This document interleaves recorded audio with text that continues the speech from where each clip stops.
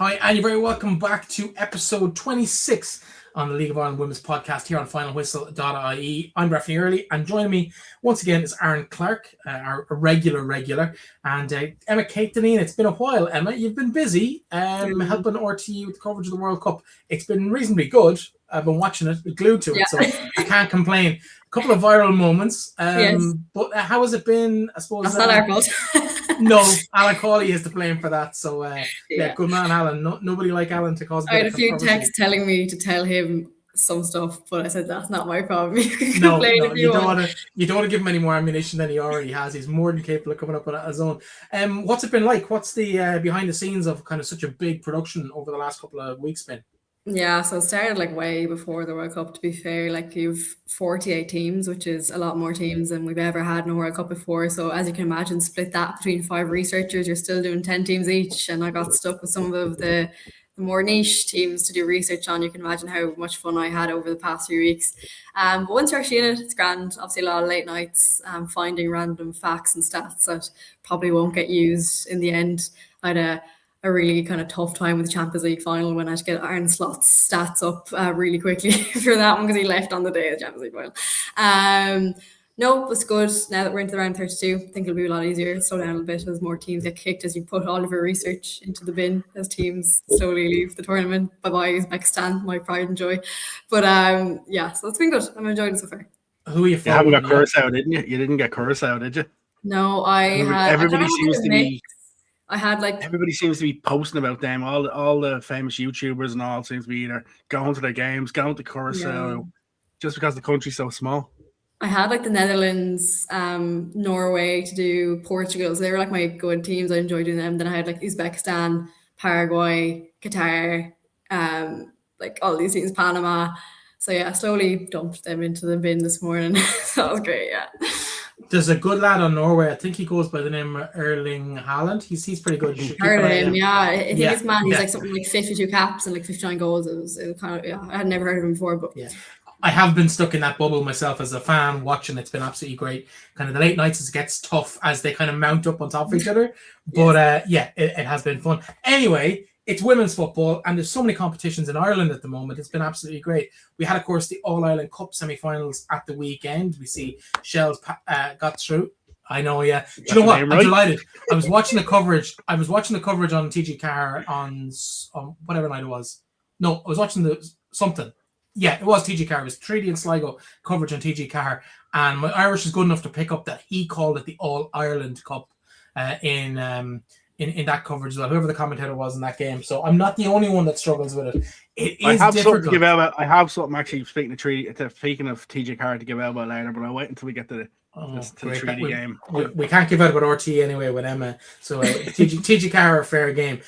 Maeve's not here to defend them. The FAI Women's Cup, of course, the first round proper took place Sunday, as we're recording. It's this afternoon, and second round is next week. We'll be previewing those games later on in the show, and of course a couple of league games to fill the gap as well. 3 matches did survive the weekend's culling because of the All-Ireland Cup semi-finals. Rovers faced Waterford. Rovers played Wexford. I was guaranteed to make a mistake, right? Waterford had a goalless draw with Cork and Sligo and Treaty, as you mentioned. They met in the Markets Field on Saturday afternoon. Where do you want to start, folks? Where are we going to jump into?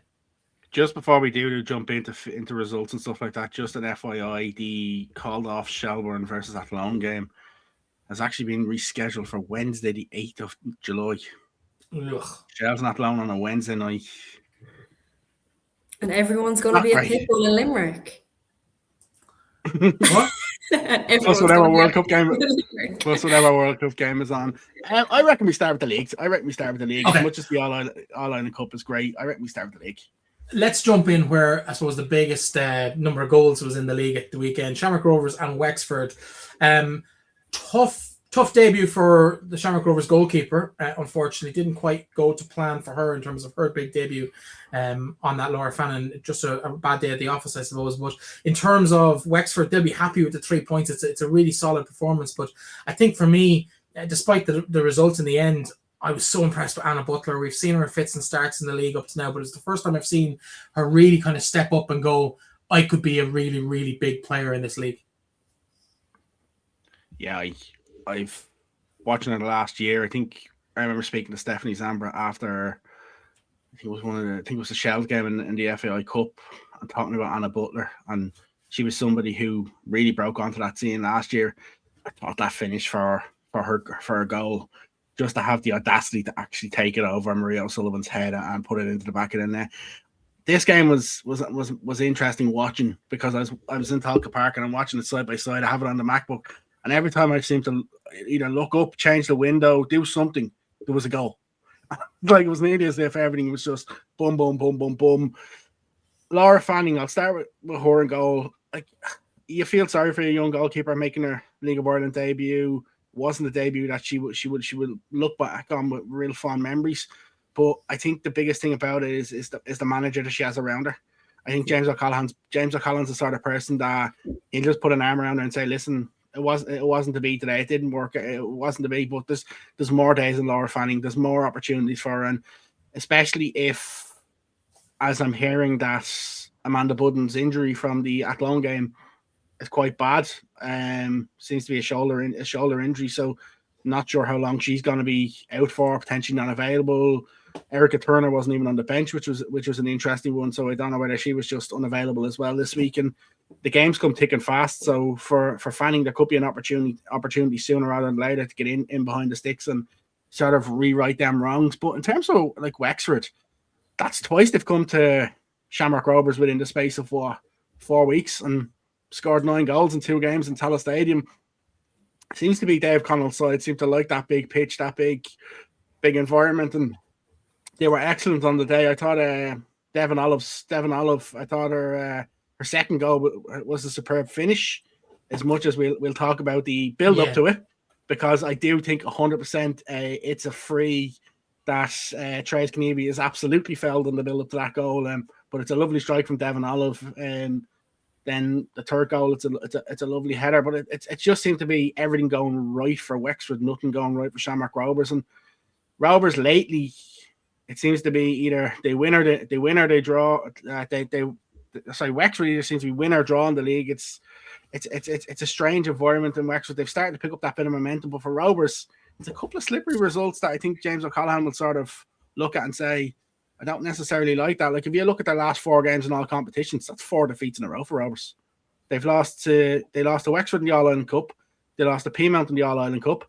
Then they've lost to Athlone and now Wexford again in the league. So it's a bit of a slippery slope in Tallaght Stadium. And we did hear murmurings around the move to the TUD in that area. I have heard that things are sort of starting to settle down a little bit with that move, but results on the field haven't been great for James O'Callaghan's side. For me, I think the pick of the goals was Gonzalez's goal for Wexford. Just gets a bit of space on the edge of the box, which is an inch perfect cross. Your thoughts on this game, Emma? How do you think it went? So obviously, I've been out of the league for like a little bit just because I've been so focused on the World Cup. And for me, I kind of thought, I was like, that's a bit unexpected for Wexford. But when I actually looked at it, they're unbeaten since April. Like, wins, draws, galore. I was like, maybe it's actually not as wide of a gap as I thought. I just thought, like, Rovers, they really love a long ball over the top. I saw them galore, and I just saw the highlights from it. That first Wexford goal, it wasn't great. I feel for the goalkeeper as like a young player coming onto the scene in that stadium, making her debut. I really feel for her. But Wexford, they capitalised and they showed that bit of class that maybe they've been lacking in recent seasons. The second Wexford goal as well, great finish, but never should have happened. Really. I just thought the big thing for me was that penalty that happened in the game, the build up and the penalty itself, I suppose. Yeah, penalty. Ciara Roster judged a foul, the player coming through over her shoulder. For me, it's never a penalty. It feels very, very harsh. It's soft. It's absolutely soft, and it's one of these that you see them given so often as well.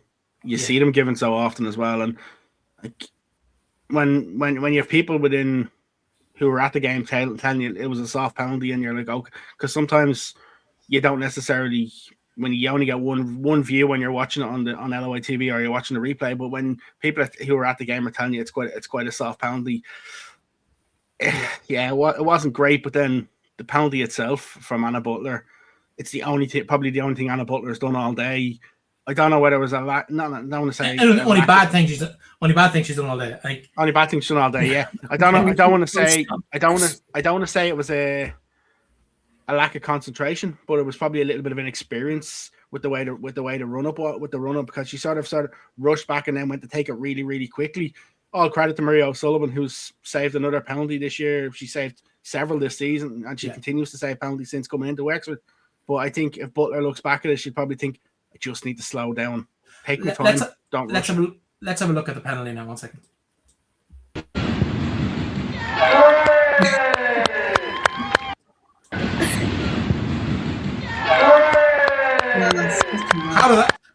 How did that get in there? I don't know. Do you want to tell us that was, Emma? That wasn't Tallaght Stadium on Saturday. Scoring in an LOI ground isn't for everyone.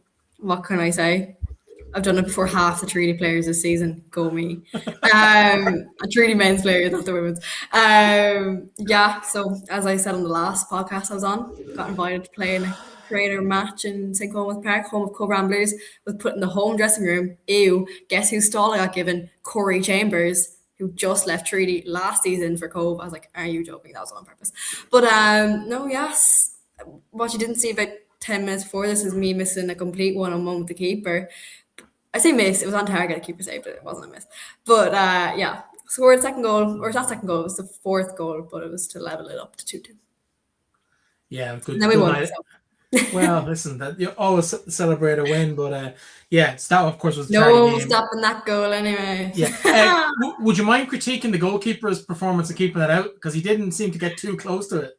We may have had a little chat before the goal. Okay, yeah. Was that a soft penalty? Was it a soft penalty given as well? No, Keane Costello will have a few words to say what you think about that. But no, I think he felt a little bad because that first goal would have actually been epic. But actually coming back to that one-on-one, in the picture you can actually see Paul Nealon flat on the floor, and I think he actually fell on purpose as well. So I actually feel kind of was like a bit mollycoddled the whole game. Yeah, but you know what, I scored, and that's the only thing I could say. Listen, they can't take the goal away. No. Anything else on the game in Tallaght before we move on, Aaron? Not really. Just even listening to James O'Callaghan post game saying that the first half needs to be better from Rovers, and I think Rovers are in that situation where we talked, could they be a top three side? They've now slipped out of the top three. Treaty and Wexford are just over their shoulder, 2 and 3 points behind.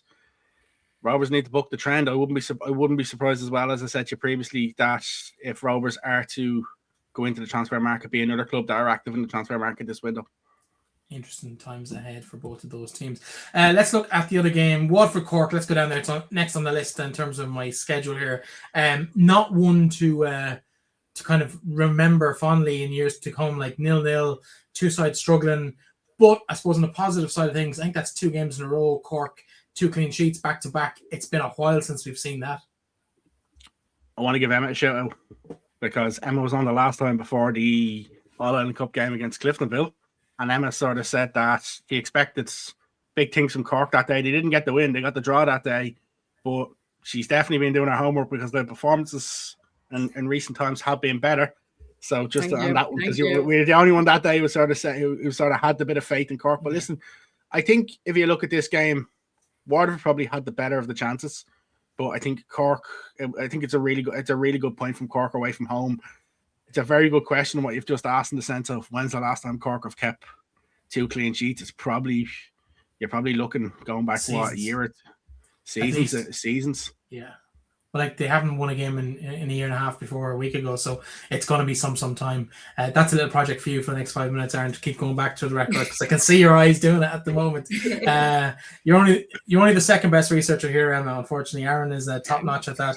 But in terms of where obviously we had Eva Mangan on the show last week for a really in-depth interview, not in the squad this week. She might have made a difference in terms of the ability maybe to get 2 wins back to back. Emma, your thoughts on? Yeah, it was hard to tell if she was even on the pitch because it looked like it was filmed on a potato, to be honest, the game. Yeah, she wasn't on the game in the team. Yeah, but that's just me commenting on the camera quality because, like, was it filmed on a potato? I actually wouldn't know. But yeah, I definitely think she could have been. In terms, like, you're looking at it now points wise, I think Cork 11 with DLR. And that's and for all I speak about Cork and the downfall of Cork and the slippery slope that is, maybe I need to start looking the other way now at this stage because I feel like I don't give the same energy to DLR, and maybe I need to start to.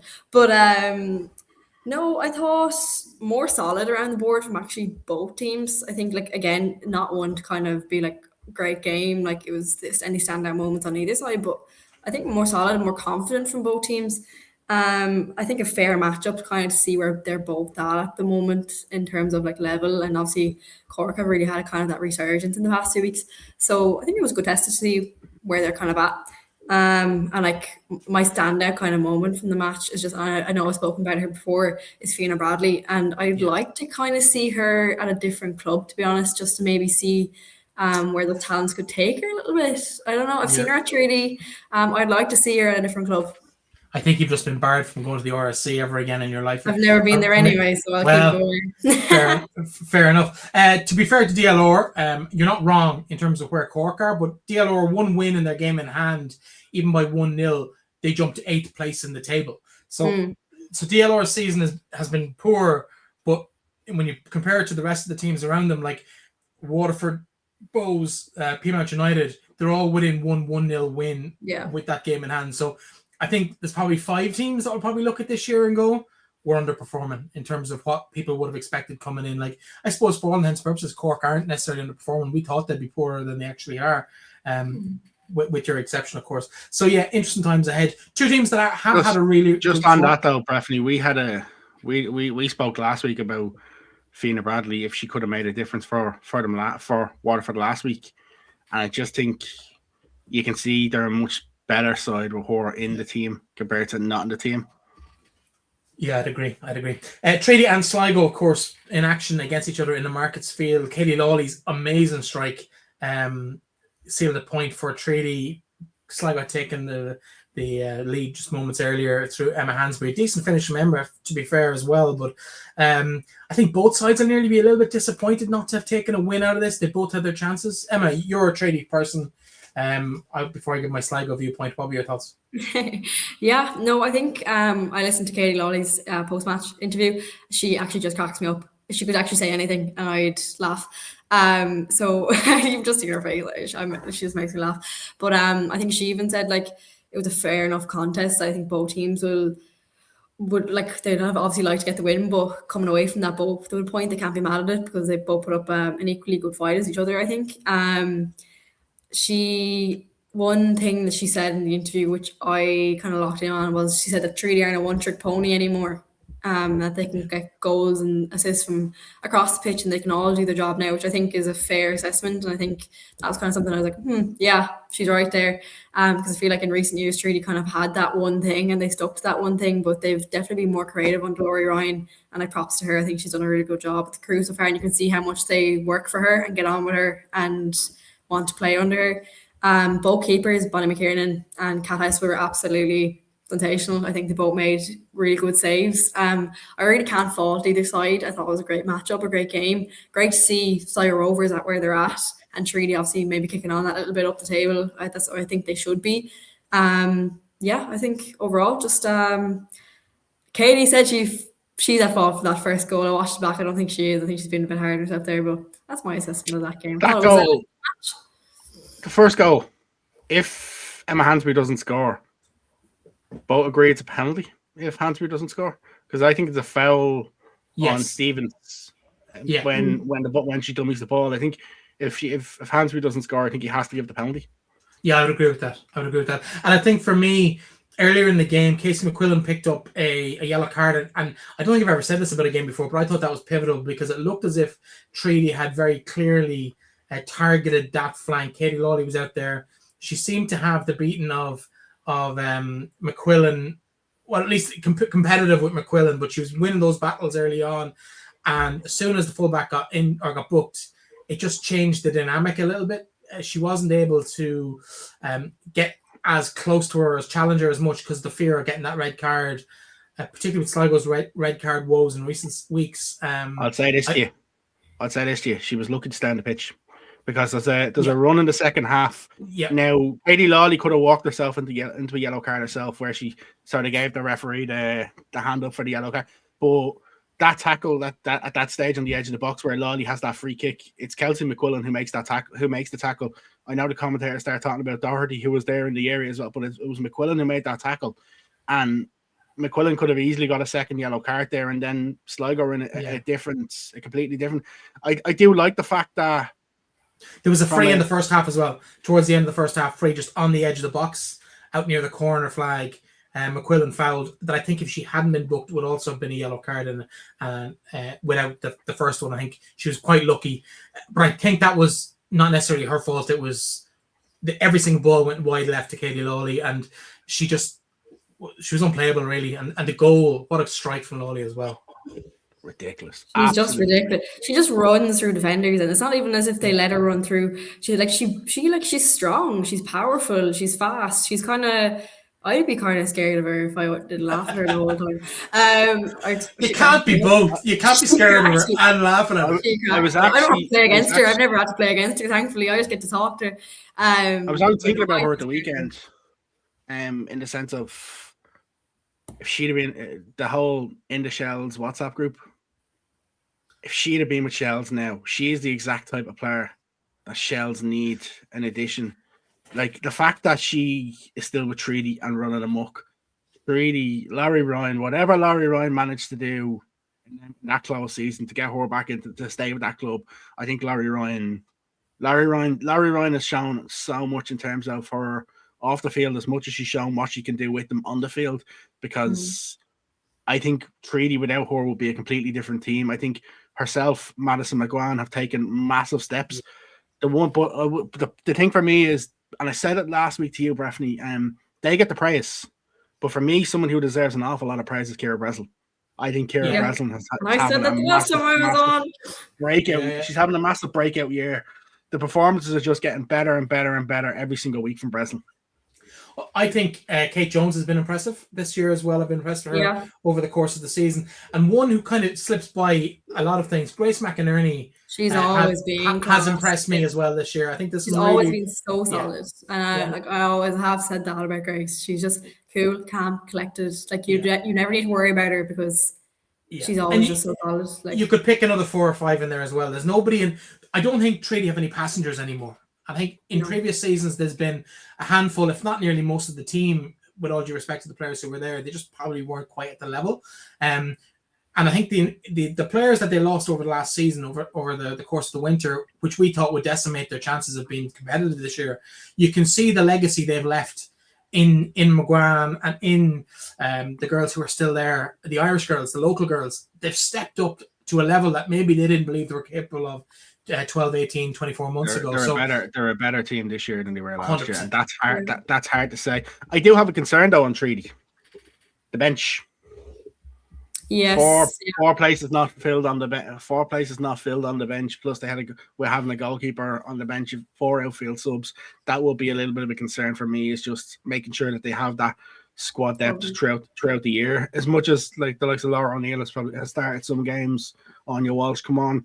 Then they've got some youngsters there. Clodagh Daly was also. I just think squad depth is a little bit of a concern for me in terms of Treaty. But like, if you look at this game, like last year, we probably would have said these two teams, they're in the top half of the table. They're battling it out. They're battling it out. Well, it's fifth and seventh, but there's nothing really between fourth to 7th. Only there's 4 points between them. But like, we'd have laughed if we'd have said both of them would have been there and competing, especially with what's gone out the door in the last couple of years. But I'm glad to see when Shells and Athlone fell through that they decided that fell through because of the All Ireland Cup game, that TG decided, listen, we have this TV slot on Saturday evening, we want to use it. I think it was a really, really good choice of games to use it. I thought like Sligo continued to impress. Sligo continued to go from strength to strength. Like, that's 5 unbeaten for Sligo now.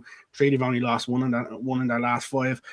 Just as I said at the start of the show, I had one thing that I want to say that it isn't necessarily I like about TG Carr. The halftime interviews, especially the one at the start of the second half. because I was at a game in Talca Park last year, where the game was actually delayed because your man was asking too many questions.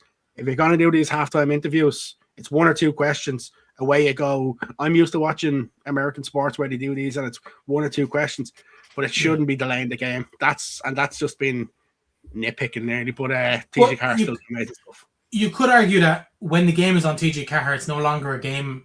It's no more than the hydration breaks in the World Cup are not really about the game. Utter disgrace. But that's beside the point.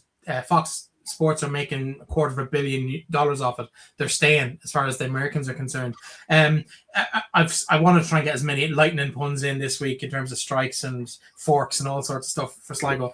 I presume we've all seen at this stage the fairly viral video on Instagram, the reel from Sydney about the lightning strikes and the different attitudes maybe in rural Ireland versus what happens in the States. I sent her a video of when I was in Albania, when Ireland played in Albania. That time the game was delayed due to rain, and I said to her, I was like to her, when they played during the lightning, I'll never forget it, because when the game started, the lightning was always to the left-hand side of the stadium. When the game was paused, it was right in front of me, and then at the end of the game, it was over to the right-hand side. It was like, and you could see it visibly every time it happened. And yeah, it's just the American sort of style to lightning breaks compared to Ireland. It's completely different.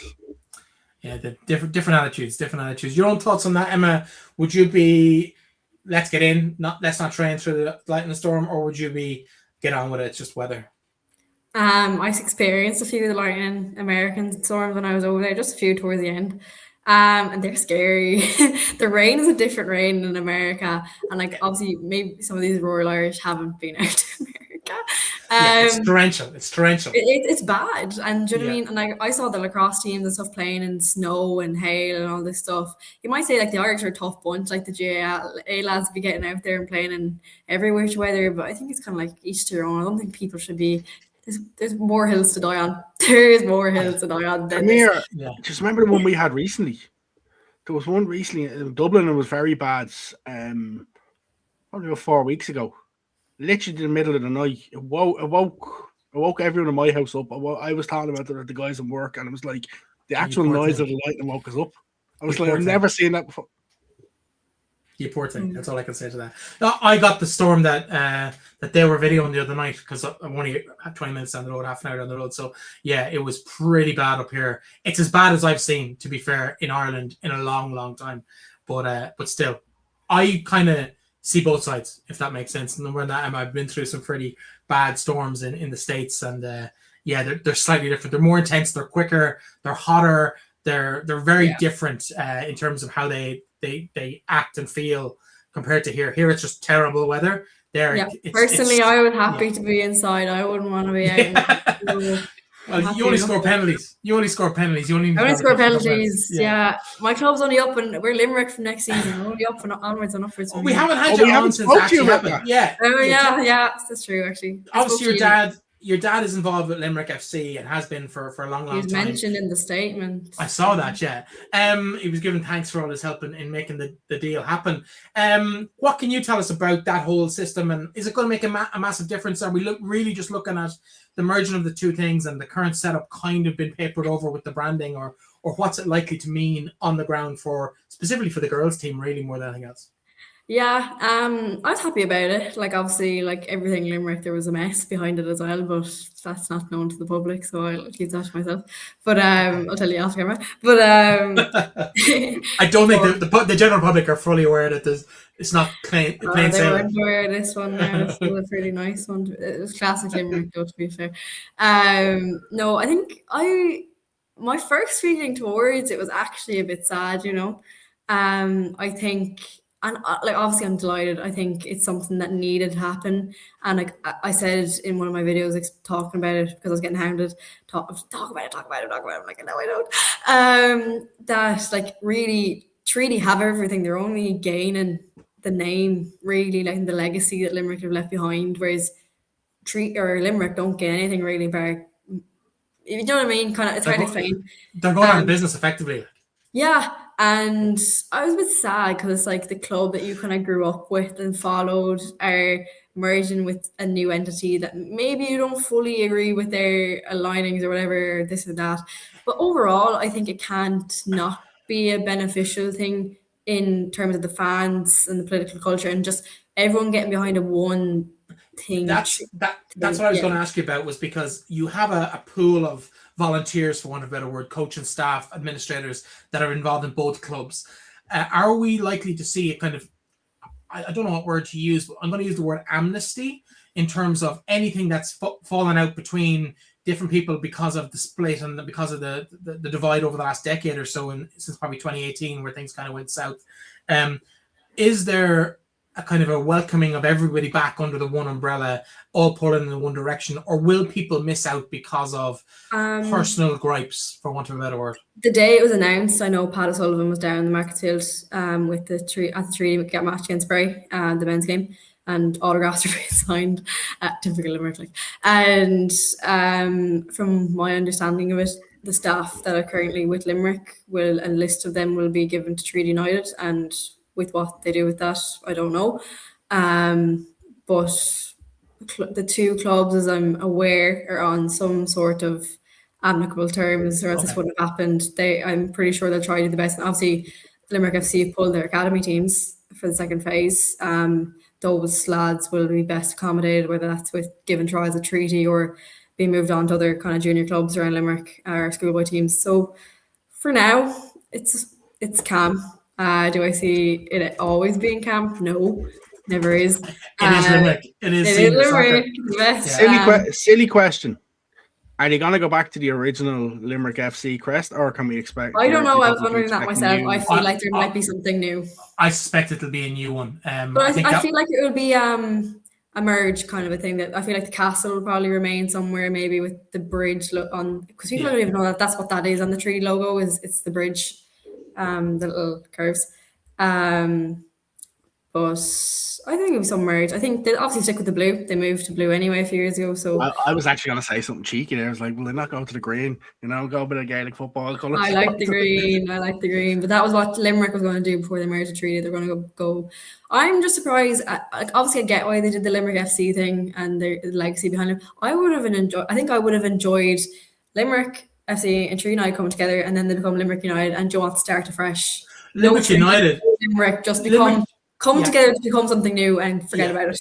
And Limerick United would then mean something out of the whole context. That could still happen. Like, let's not kid ourselves. Like, the actual branding hasn't been necessarily, well, it kind of has, but it could still be Limerick FC, Limerick United, Limerick, whatever, Limerick City.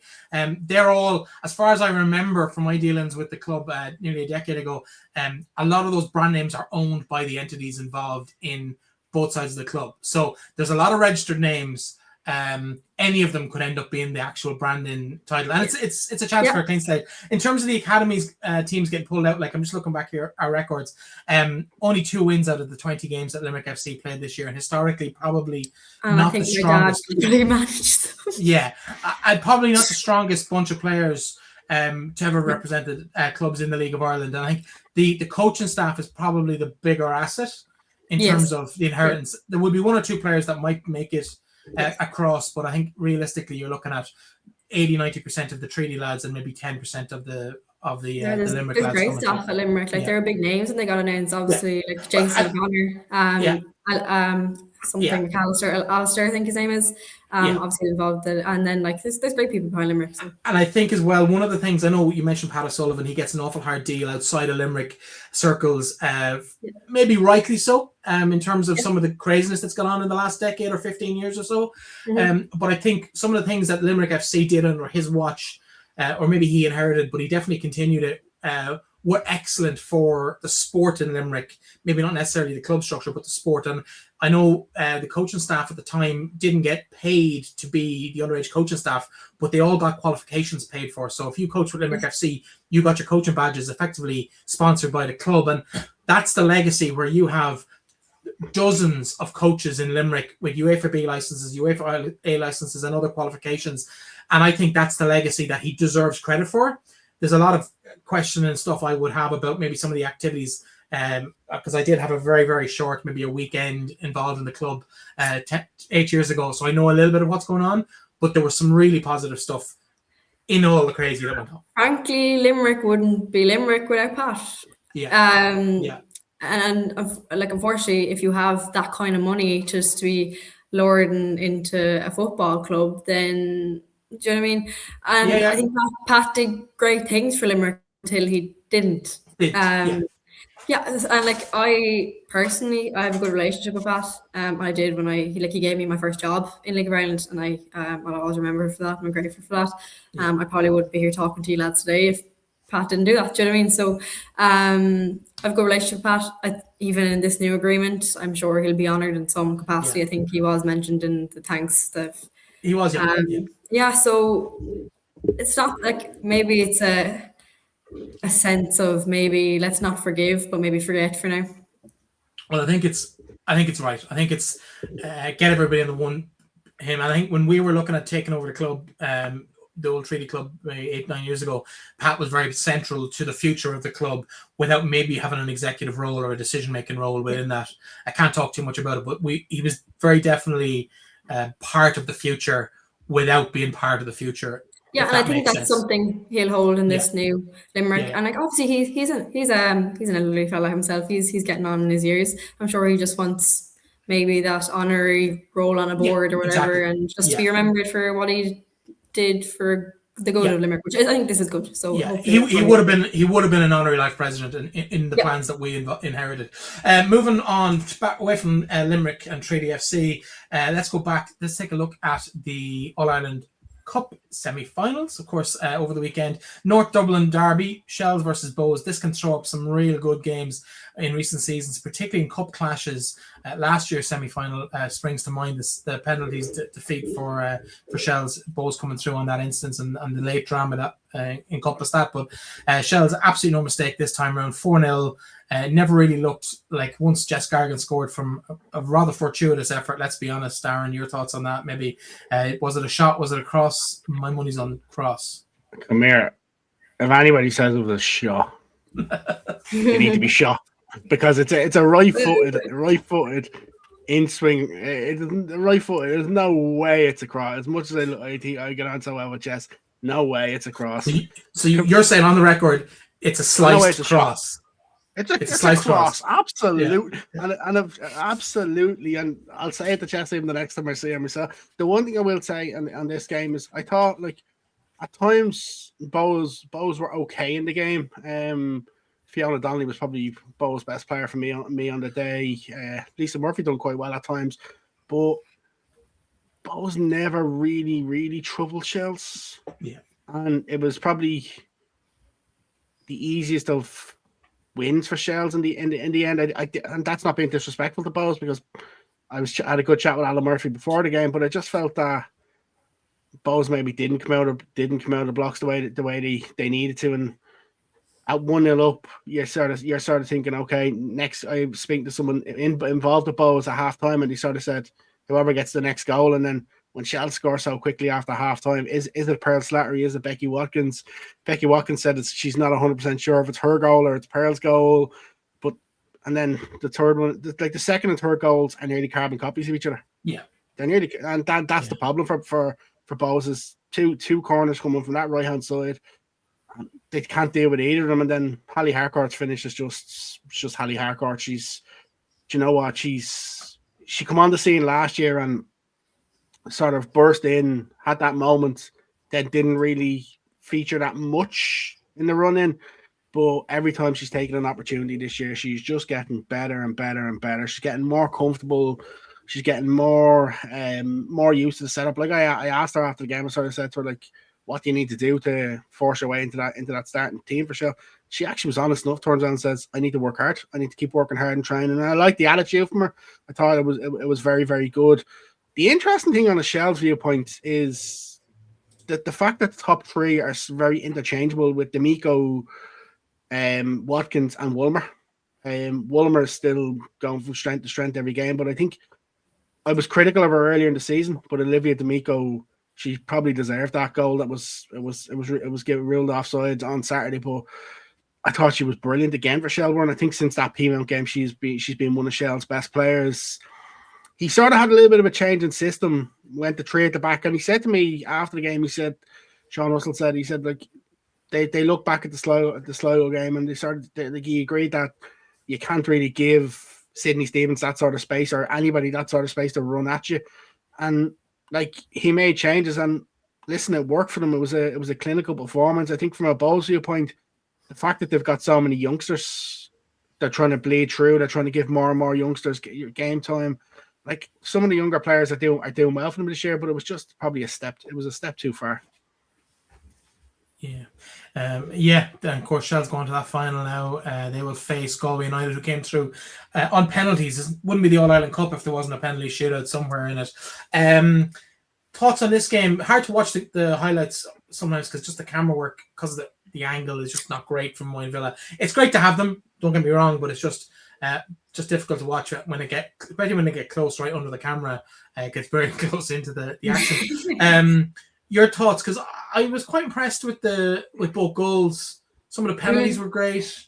That was a great penalty shootout. Yeah, I thought Emma Doherty's penalty in particular was just like so cool, calm, and collected. But yeah, your thoughts, Emma, on this game with the proviso that Treaty are playing Galway in the actual cup next week.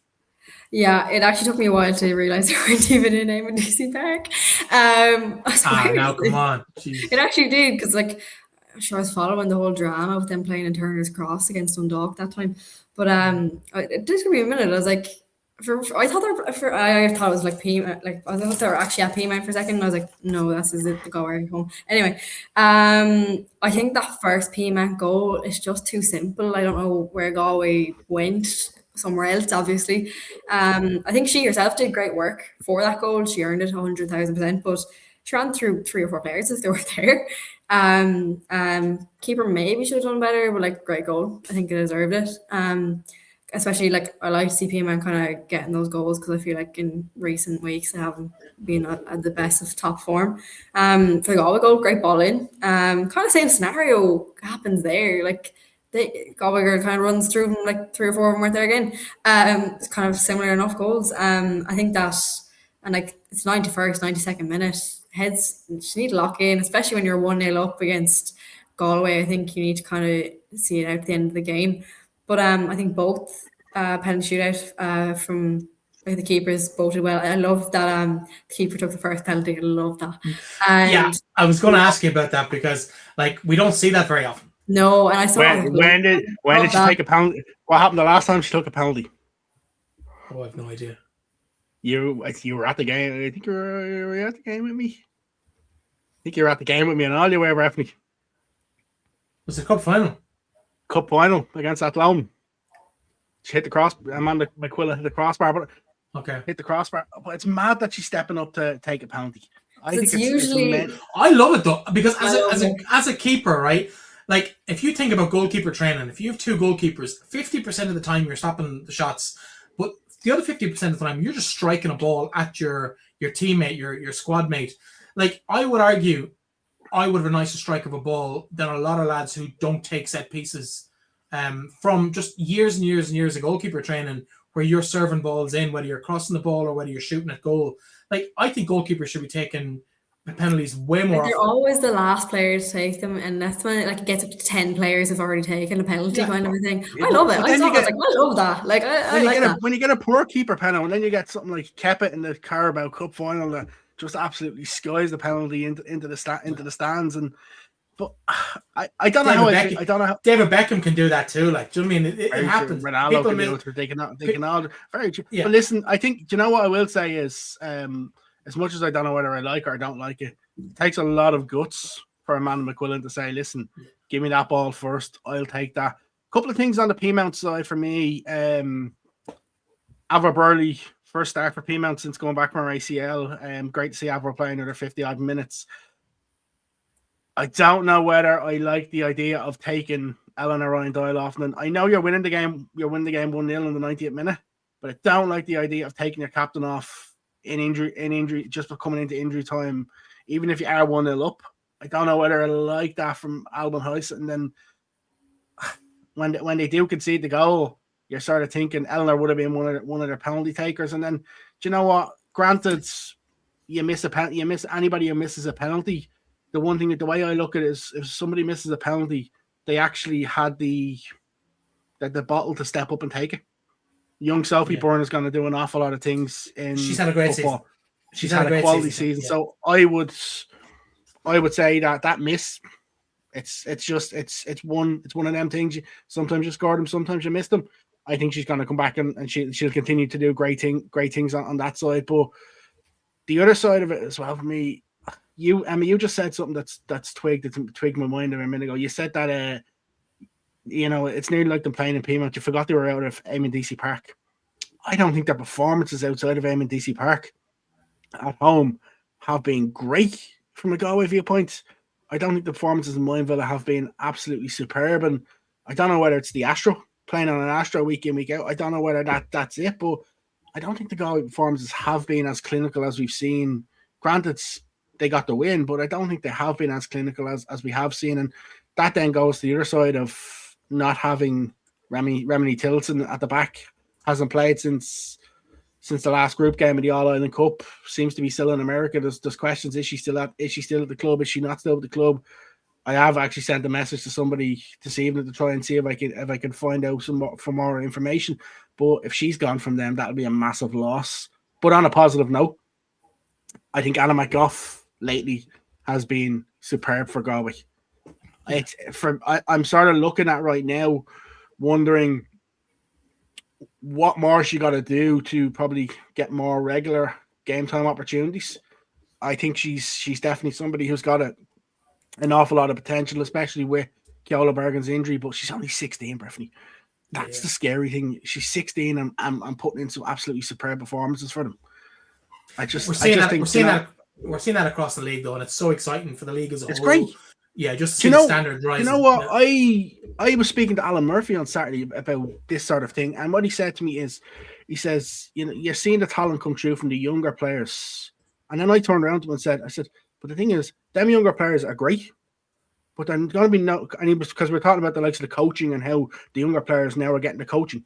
But I turned around and I said, they may be great. I said, but the next generation that probably come behind these are going to be even better because the coaching is starting at an even younger age for females at that sort of level. And I think that's Aaron, the biggest thing we're getting the reward of. You're talking about Anna McGough coming through and breaking into teams, and she's still only 16.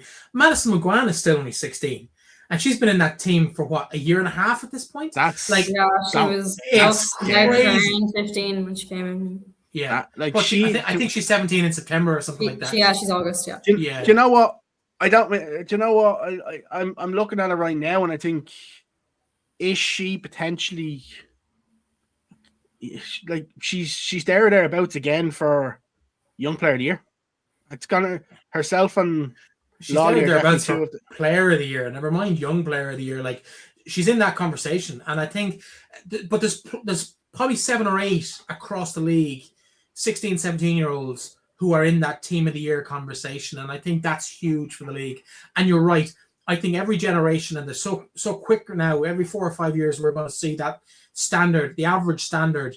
And I think for me, it's not necessarily the top players. It's the number 14, 15, 16 in the squad. What are they like? We talked about passengers earlier. There's no team carrying any passengers in the league, in my opinion, at the moment. Or at least the vast majority are not. But I think just on that point, though, especially if the under, because there's talk of potentially going to an under 15s league as well, to have an even younger league, to have that 15, 17 and a national league level, like that potentially would even help it even more, because you're going to have players playing at a higher competition level, and it may help with losing some of these players to other sports. But like it's great to see that. And like, the funny thing is, you even said there yourself, you said, like, you could probably name me. You could probably name, like, I'd love to look at the stats, and I might have a little look at Final Whistle this week and see, like I'd love to know the amount of youngsters who made debuts who've made debuts in the last, say, 12 to 18 months, because I'd say you're probably talking over 50 youngsters made debuts. I'd say it's more than that. There's 12 teams in the league, There's 12 teams in the league. I'd say it could be doubling that. I can think of like 10 treaty players off my head. Yeah, like, you could be looking at 100 realistically over the last 12 to 18 months, 100%. We might do that as a piece of work between yourself and myself over the next couple of weeks and see what the feedback is on that. But yeah, really exciting times. Want to try and get out of here before the hour. We've 10 minutes to get through. That's why we're talking about Treaty. We just mentioned there. Let's talk about their friendly against Hibs. I know you want to talk about that, and then we'll come back and wrap up the first round of the FAI Women's Cup after that. Yeah, I think it's great. I think it's great to see sort of that opportunity for an Irish club to play, even if it's only a friendly, to see Hibs coming over to play in Dublin. I think that's in Treaty. I think that's great because it's great to see teams coming across the water. Normally we would have seen there's a friendly like this. Treaty have to travel or someone has to travel to potentially get this sort of game. Hibs using it as an ideal preparation, especially with ahead of the new Scottish season. I think it's great. I think hopefully it gets a decent crowd as well. Yeah, I'd say it'd be well supported, and these kind of games tend to get a fairly good following. Will you be at that yourself, Emma? What date is that? She's all busy now. I think it's the 17th. It's same day as the World Cup final or something. I'll be busy. It's a bronze final at that stage, guys. In the World Cup. No, but I will definitely be watching in whatever capacity, whether it's on LOITV or whatever it's been advertised as. Yeah, I think it's great. There's nothing really to say about it. I think it can only benefit. Nobody wants to see England beat America in the third, fourth place playoff. Like, let's be honest. It's unfortunately what I get paid to do. Well, can't argue with that. The first round proper of the FAI Cup, of course, took place on Sunday afternoon. Just let me just correct myself there. It's the 14th of July. Still prepping for the bronze final. She's too much work going on. The FAI Women's Cup round, first round took place on Sunday. Some big games. We talked about these last week, Aaron. The only one we didn't really call correctly was the Bellurgan one. Bray came through there with a solid 2-1 victory to put themselves into the next round of the competition. Kerry with a big win against Strada. We kind of call that 50-50. We both kind of thought that was possible. Dundalk beating Pats and Douglas Hall with a big win over Whitehall Rangers. So it's the first time that there's no big Dublin junior side in the first round, or the proper. Well, I got it massively wrong because I said to you that Whitehall would beat Douglas. Yeah. You were quite confident on Douglas beating Whitehall. I wasn't, and like you look at the Bray Wanderers and Bellurgan game, like that went to extra time. Bellurgan missed had a penalty miss.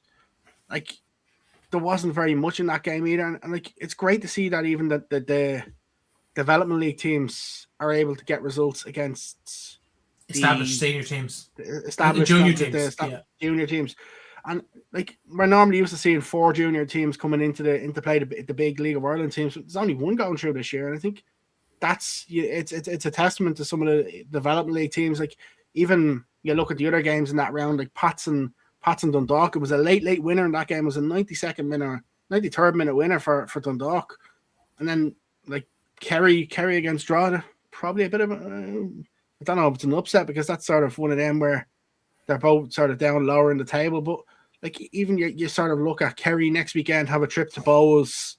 Bray Wanderers now have a trip to Shells. Like it's a great opportunity for these sides. Granted, the results could be very bad against them.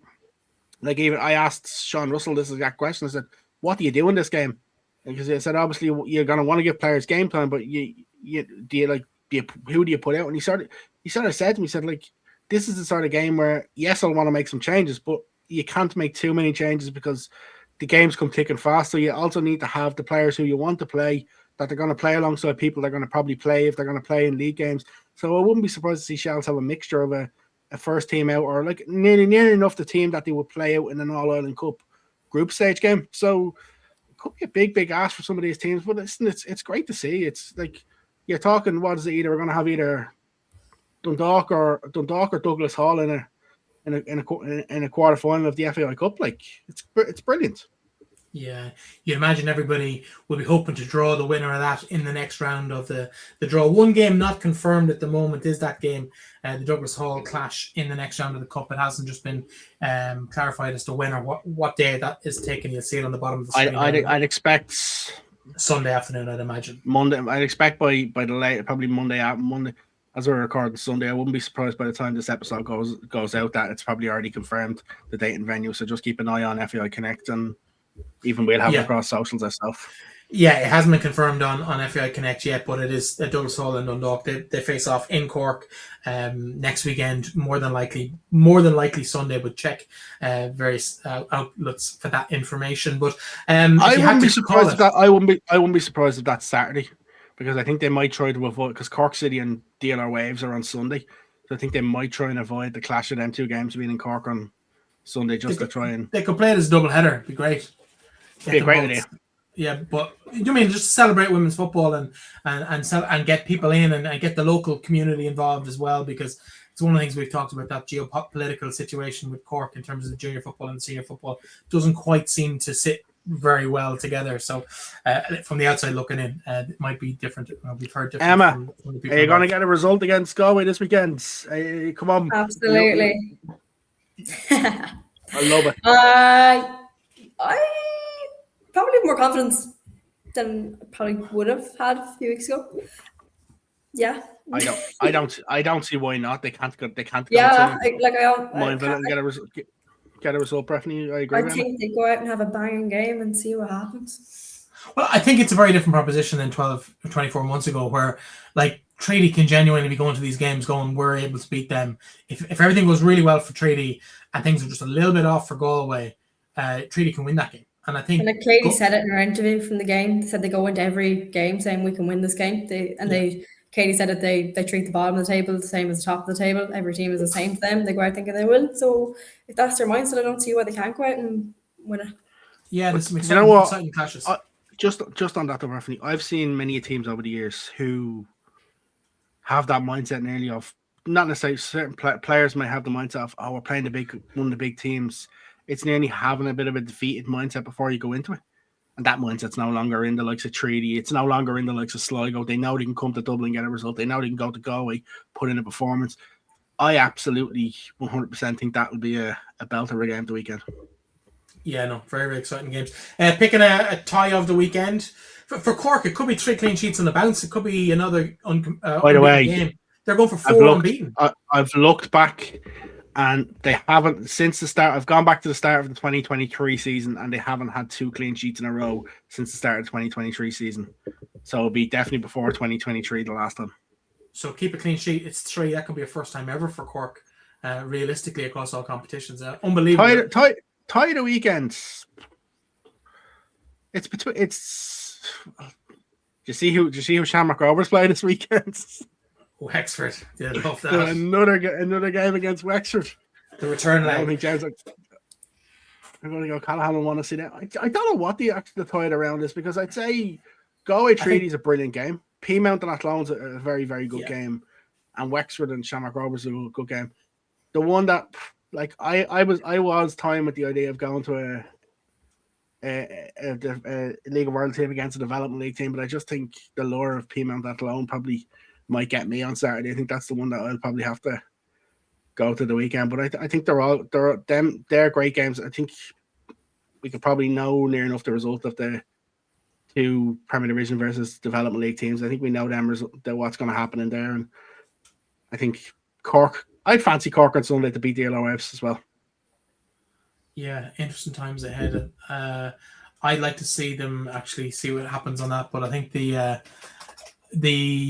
I don't know. For me, I think the Kerry game is one I'm genuinely excited about. I think Kerry, given the way Bows have fallen off in form in recent weeks, I think there's a chance that Kerry could, I won't say win the game, because I think that might be a step too far, but I think they might give a really good account of themselves. They've really been struggling in the development league, though.